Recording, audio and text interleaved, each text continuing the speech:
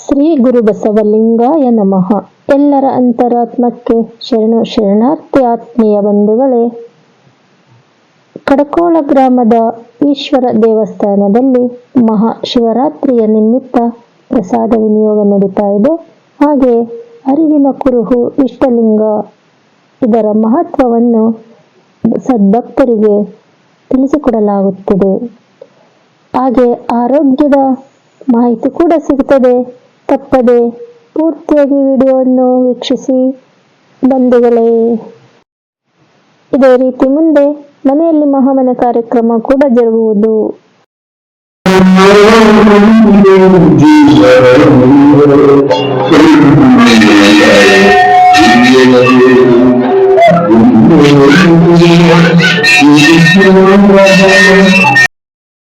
ಮಾನವನ ತೃಪ್ತಿ ಯಾವುದರಲ್ಲಿದೆ?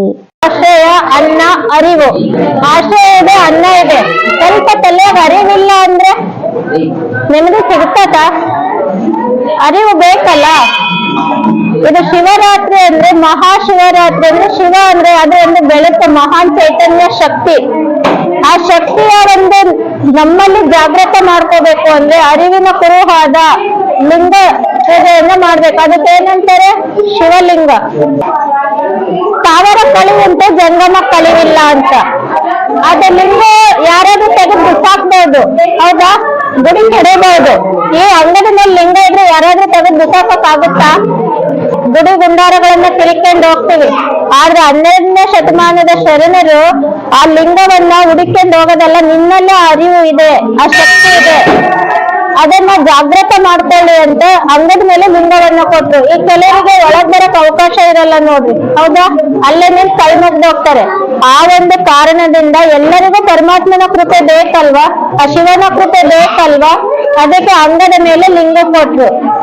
ಎಲ್ಲರೂ ಲಿಂಗ ಕಟ್ಕೋಬಹುದು, ಲಿಂಗಾಯತ್ರ ಕಟ್ಕೋಬೇಕಂತಲ್ಲ. ಲಿಂಗ ಕಟ್ಕೊಂಡವರೆಲ್ಲ ಲಿಂಗವಂತರು. ಅದು ಅರಿವಿನ ಕುರುಹು. ಕನ್ನಡಿ ಹೇಗೆ ನೋಡ್ಕೊಂಡು ನಿಮ್ಮ ಈ ಬಹಿರಂಗದ ಸೌಂದರ್ಯ ಕೆಟ್ಟದ್ರೆ ಸರಿ ಮಾಡ್ಕೊಂತೀರಲ್ಲ, ಹಂಗೆ ಅಂತರಾತ್ಮವನ್ನ, ಆ ಆತ್ಮವನ್ನ, ಶಕ್ತಿಯನ್ನ ವಿಕಾಸ ಮಾಡ್ಕೊಳ್ಳಕ್ಕೆ ಅರಿವು ಅನ್ನೋ ಕನ್ನಡಿಯನ್ನ ಕೊಟ್ಟಿರೋದು.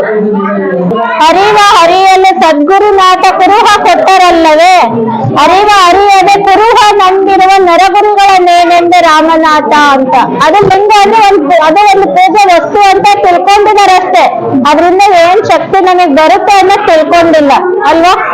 ಅದ್ ತಿಳ್ಕೋಬೇಕು ಅಂದ್ರೆ ಡೈಲಿ ನಾವು ನೋಡ್ತಾ ಇರ್ಬೇಕು. ನಮ್ಮ ಸೌಂದರ್ಯ ಚೆನ್ನಾಗಿರ್ಬೇಕಂದ್ರೆ ಏನ್ ಮಾಡ್ತೀರಿ? ಡೈಲಿ ಮುಖ ನೋಡ್ಕೊಂತೀರಿ. ಏನಾಗಿದೆ, ಎಲ್ಲಿ ಕಪ್ಪು ಕಲೆ ಆಗಿದೆ, ಎಲ್ಲಿ ಗುಳ್ಳೆ ಆಗಿದೆ, ಹೌದಲ್ಲ?